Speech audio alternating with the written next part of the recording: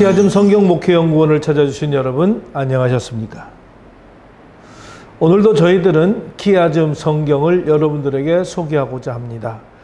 계속되어지는 이 키아즘 성경을 여러분들이 짧게나마 소화하시고 이해하시면 성경 속에서 나타나는 키아즘 구조가 어떻게 우리들에게 좋은 성경의 해석을 가져다 주고 하나님의 의도가 무엇인지를 찾아가는데 아마도 여러분들에게 많은 도움을 주리라고 생각합니다.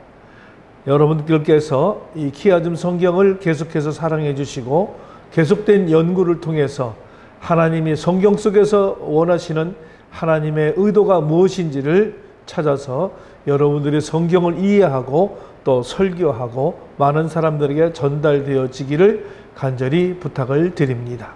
우리 키아즘 성경 목회 연구원에서는 매주 목요일 키아즘 성경에 대한 세미나를 실행하고 있습니다. 여러분들이 시간 나신 대로 참여해 주시면 아마 여러분들의 성경 연구에 많은 도움이 되리라고 믿습니다. 계속해서 저희들이 이어서 지금 키아즘 성경 내용들을 이야기해 주고 있습니다. 그 내용은 하나님이 원하시는 마음 15가지를 제가 소개해 드리고 있습니다.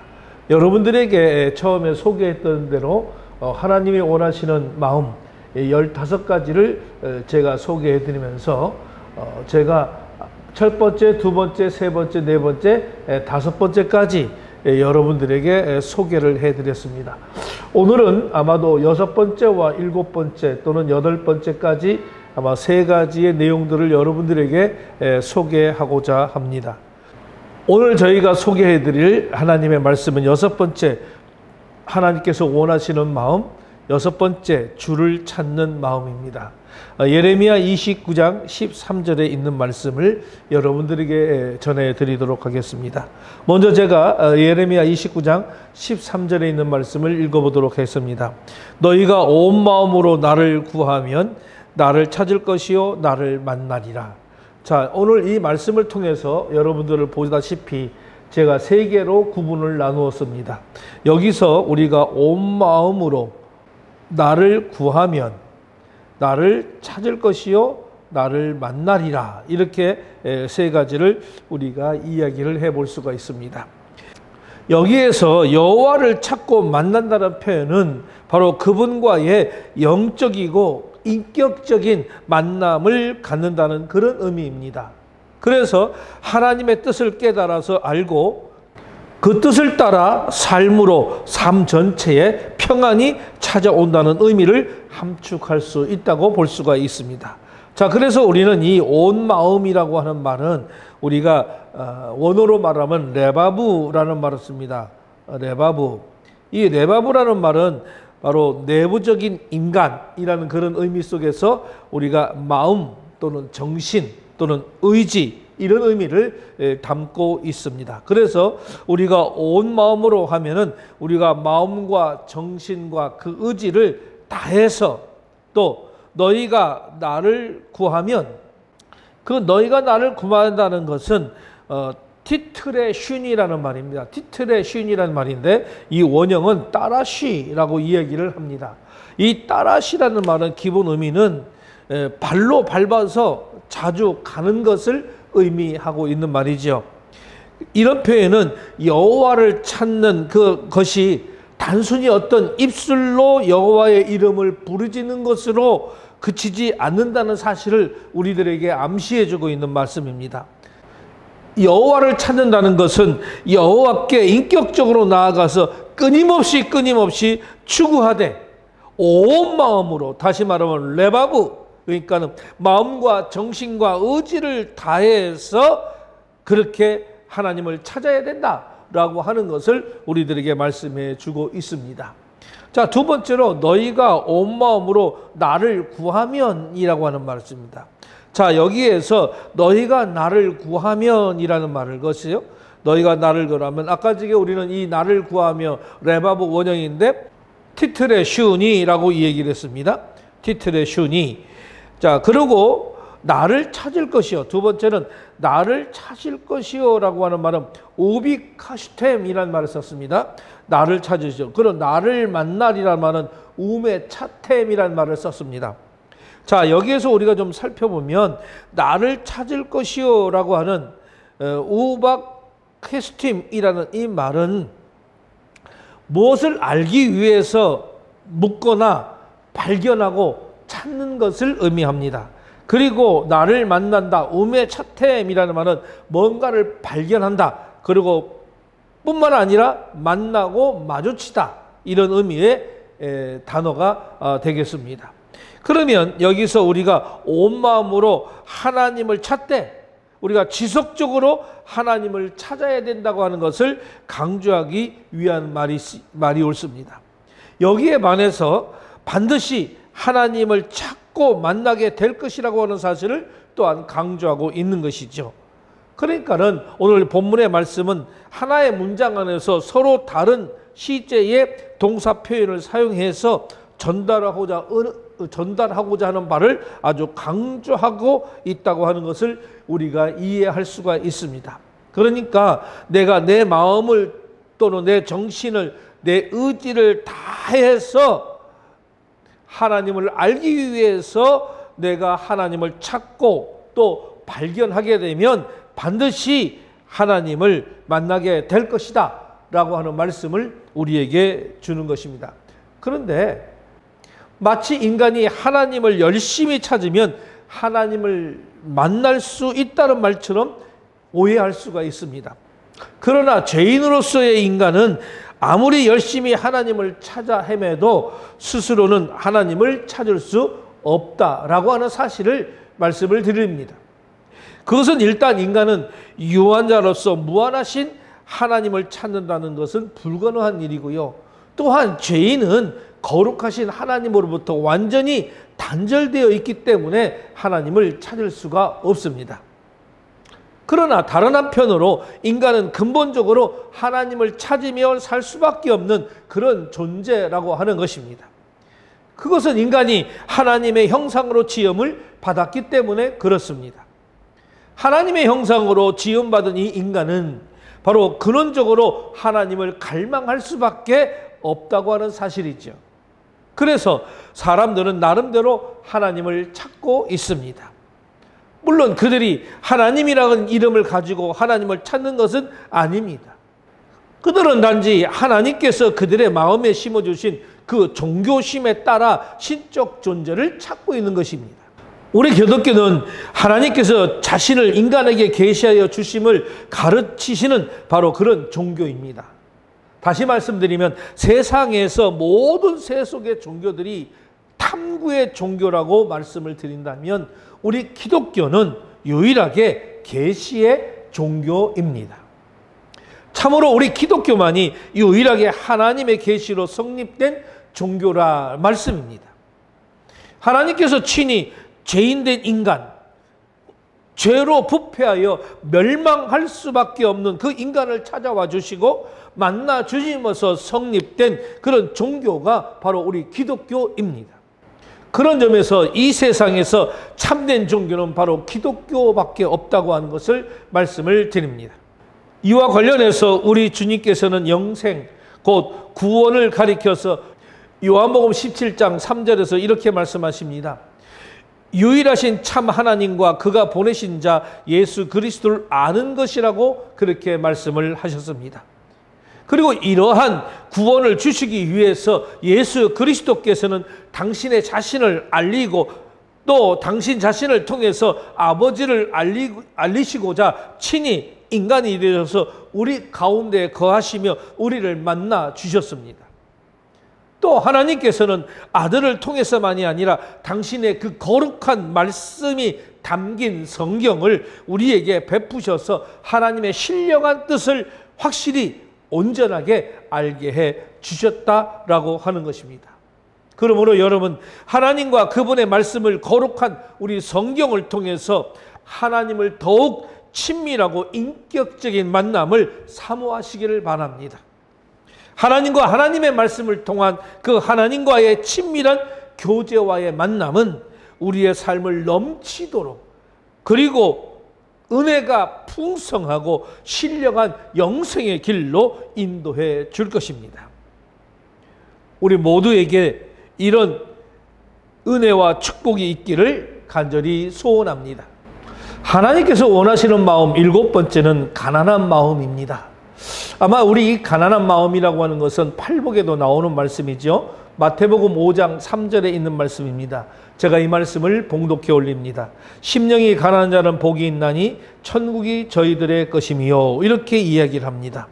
자, 여기서 우리는 심령이 가난한 자라는 말을 씁니다. 이 심령이라고 하는 말씀은 헬라어로 심령은 바로 푸뉴마입니다. 이 푸뉴마라는 말은 영 그리고 마음을 의미하는 그런 단어지요. 따라서 이거는 우리가 8절에 나오는 마음과 동일한 의미를 지녔다고 말씀을 드릴 수가 있습니다. 그러나 본문에서 굳이 이 푸뉴마라고 하는 단어를 사용한 것은 이 단어가 인간의 더 내면적이고 본질적인 부분을 가리키고 있으며, 따라서 전인적인 인간을 나타내기에 아주 적합한 용어이기 때문에 그렇습니다. 본문에 나오는 심령의 가난은 이 내면적 가난이라는 의미와 더불어서 이 물질적 가난을 다 포함하고 있는 것이라고 말씀을 드릴 수가 있습니다. 그래서 우리가 심령이 가난한 자는 이 세상의 모든 소망을 끊어버리고 오직 하나님으로부터 은혜와 자비를 채워가기를 바라는 자기의 모든 것을 포기한 바로 겸손한 자를 가리킵니다. 이와 같이 모든 것을 포기하고 하나님께 겸허히 나아가는 자만이 바로 풍성하게 채워주시는 하나님의 은혜를 경험하게 될 것입니다. 그런데 여기서 우리가 복이 있나니라고 하는 말을 봅니다. 이 복이 있나니라는 말은 마카리오이라는 말입니다. 이 마카리오이라고 하는 말은 원어 성경에서 본문의 본절 서두에 나옵니다.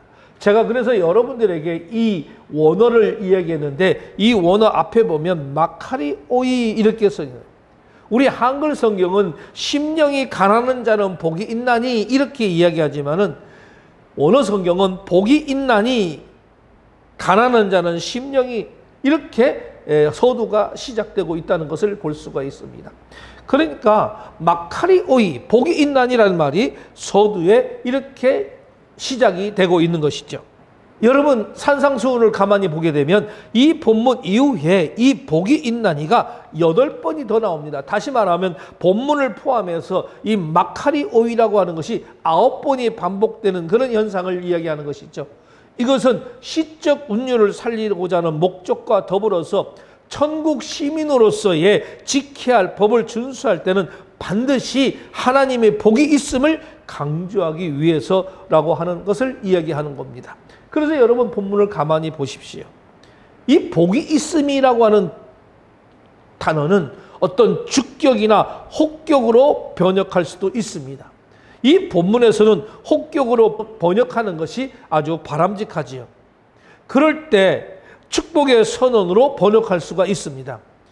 여기에 따라서 원어 성경을 기준으로 본 이 본절을 분석한다면 먼저 축복의 선언이 나옵니다. 이 축복의 선언이 마카리오이, 그리고 다음으로 나오는 것이 뭐냐면 축복의 대상이 나오고 있는 것이죠. 이 축복의 대상은 바로 심령이 가난한 자입니다. 그리고 그 다음에 나오는 것이 바로 축복의 내용입니다. 그 내용은 천국이 저희 것이라고 하는 것을 볼 수가 있습니다. 자, 그러니까 우리가 이러한 형식의 축복은 그리스도의 팔복 선언에만 나오는 것이 아니라 우리는 구약 성경이나 유대 문헌 등에서도 이런 내용들의 형식을 우리는 많이 찾아볼 수가 있습니다. 예를 들어서 시편 1편 1절로 3절의 경우에 예를 들어 보면, 거기도 원어적으로 볼 때 1절로 3절은 먼저 복이 있도다 라고 하는 1절의 상반절의 이야기가 나오고요. 두 번째 축복의 선언이 나오고 있는데, 그 다음으로 악인의 꾀를 쫓지 아니하며 율법을 쥐하러 물상하는 자다라고 1절 하반절로부터 2절까지 내용이 나옵니다. 그리고 축복의 대상이 되는 사람이 거기에 대한 묘사가 나오는데 뭐냐? 저는 시냇가에 심은 나무가 그 행사가 다 형통하리라. 그래서 3절의 말씀이 나옵니다. 그러니까 축복의 내용이 나오는 것이죠.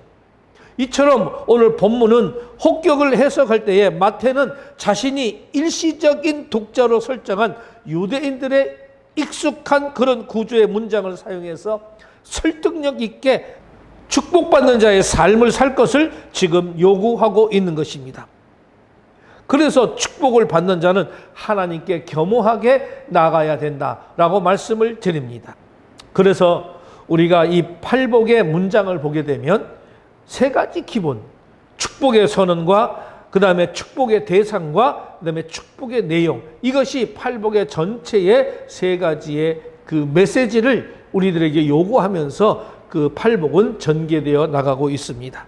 한편 시내산에서 모세를 통해서 주어진 이 십계명을 비롯한 율법에 비견되는 천국 복음의 전형이요, 산상수훈의 요강이라고 할 수 있는 이 팔복 말씀은 바로 어떤 종교적 규례나 도덕적 행위를 요구하는 명령이 시작되는 것이 아니라 바로 축복의 선언이라고 하는 것이 시작이 됩니다. 이런 점에서 구약 율법을 뛰어넘는 말 그대로 복음이라고 하는 것이지요. 그러나 여기서 말하는 복에 해당하는 마카리오스는 단순히 어떤 심리적인 행복 이상의 의미이며, 물론 눈에 보이는 물질적인 복도 뛰어넘는 것이라고 말씀을 드릴 수가 있습니다. 그러면 우리는 여기서 잠시 우리가 팔복에 대한 내용들을 좀 한번 살펴보고 넘어가도록 하겠습니다. 이 팔복에 대한 것은 우리가 마태복음 5장 3절로 10절에 말씀이 나오죠. 그래서 우리가 이렇게 3절로부터 10절까지 심령이 가난한 자는 복이 있나니 천국이 저희 것이다, 이렇게 나오면서 이렇게 키워준 구조로 되어 있습니다. 그래서 A와 A-, 그리고 B와 B-, C와 C-, D와 D-로 이해해서 우리가 보게 되면, 키워준 구조로 보게 되면 A-, B-, C-, D-, 이래서 4개의 큰 구도로 이어져 있는 것을 볼 수가 있습니다. 여러분, 이것을 그림으로 좀 자세히 보면 여러분들에게 좀 더 이해가 빠르리라고 생각이 듭니다. 여러분, 이 도표를 보게 되면 심령이 가난한 자는 천국이 저희 것이다 라고 하는 것과 마지막 A-의 의에 의하여 핍박받는 자는 천국이 저희 것이다 라고 하면서 제1복과 제8복이 천국으로 시작해서 천국으로 적용을 된다는 것은 그 사이에 있는 나머지 모든 이것들은 궁극적으로 볼 때는 이 지상에서 누리는 복이라기보다는 바로 천국에서 누릴 복이라는 사실을 우리들에게 암시하고 있습니다. 그런 의미에서 우리 기독교는 미래를 지향하는 종교이고, 성도의 삶은 천국을 향하여 앞으로 나아가는 바로 순례자의 삶이라고 말씀을 드릴 수가 있는 것이죠. 그 내용을 보게 되면 복 중에 8가지 복을 대표적으로 해서 이 복을 가지고 있는 그런 믿는 자에 대한 하나님의 축복을 선언하고 있습니다. 그래서 A와 A-, 우리가 이렇게 A-를 연결할 수 있는데, 심령이 가난한 자와 의를 위해서 핍박받는 자는 천국이 저희 것이다. 그리고 B와 B-는 애통하는 자와 화평하는 자는 위로받음과 하나님의 아들인 것을 일컬음을 받게 된다. 그리고 C와 C-는 온유한 자와 마음이 청결한 자입니다. 땅을 기업으로 얻음과 하나님을 볼 것이라고 하는 것을 보게 되는 것이죠. 그리고 D와 D-는 의에 줄이고 목마른 자와 궁일이 여기는 자를 이야기하면서 여기는 배부를 것인가 궁일이 받을 것이라고 하는 것을 말씀해 주고 있는 이 구조의 분석을 우리는 볼 수가 있습니다. 그러므로 본문은 바로 그리스도의 사람 되는 그 조건과 기준이 무엇이냐, 이것을 지금 말하고 있습니다. 그리스도의 마음을 담고 그리스도의 사역을 계승하고 그리스도를 위해서 목숨을 바치는 자, 그런 자가 진정한 그리스도의 제자이며 바로 천국의 시민이다 라고 말씀을 드릴 수가 있다고 하는 것입니다. 그래서 우리의 팔복 내용들은 여러분들이 잘 아시겠지만은 키아즘 구조적인 문내에서 우리가 한번 여러분들에게 구조 분석을 하고 그 내용의 이야기를 간단하게 여러분들에게 소개해 보았습니다. 그리고 우리는 고전에서 이 오늘 본문에 나오는 마카리오스라고 하는 이 단어는 바로 신들의 상태를 묘사하는 말로 사용된다는 점에서 우리는 알 수 있는 바와 같이 이것은 어떤 주관적인 행복을 뛰어넘는 어떤 실질적인 행복이고, 또한 단순히 외부로부터 나타나는 현상만을 가늠할 수 없는 지구한 행복을 가리키는 것입니다. 다시 말씀드리면 이것은 바로 뒤에 나오는 천국에서만 맛볼 수 있는 바로 인간의 상상을 뛰어넘는 최고의 상태를 가리킨다고 하는 것을 말씀을 드릴 수가 있는 것이죠. 그래서 우리는 7번째 하나님이 원하시는 마음은 바로 가난한 마음이라고 하는 사실을 여러분들에게 말씀을 드리고 있습니다. 그리고 천국이 저희 것이미요 이렇게 이야기했습니다. 이 천국이 저희 것이요 라고 하는 것은 호티 아우투 에스틴 헤 바실레이아 톤 우라논이라는 말을 쓰죠. 여기 보면 호티 우라톤 에스틴 헤 바실레이아 톤 우라논 이런 말을 썼습니다. 이것이 바로 이제 천국이 저희 것이다 라고 하는 것을 말씀을 드리는데, 이 본문에서는 심령이 가난한 자가 누리는 이 축복의 내용이 언급되고 있는데, 오늘 이 본절에서부터 팔복이 언급되는 12절까지 해당하는 모든 부분이 바로 이 호티라는 말을 사용하고 있습니다. 이 호티라는 말은 바로 이 접속사입니다. 이 접속사 호티는 앞에 나온 내용을 설명하는 것이나 어떤 원인이나 조건을 나타낼 때 쓰이는 말이죠. 그럼 본문에서도 이는 축복의 내용을 설명하면서 축복의 조건이 무엇인지를 말해주고 있다고 말씀을 드릴 수 있어요. 그러므로 우리는 앞서 나오는 이 심령의 가난한 것들을 단지 천국의 시민이 되는 조건으로만 인식해서는 안 된다 이 말입니다.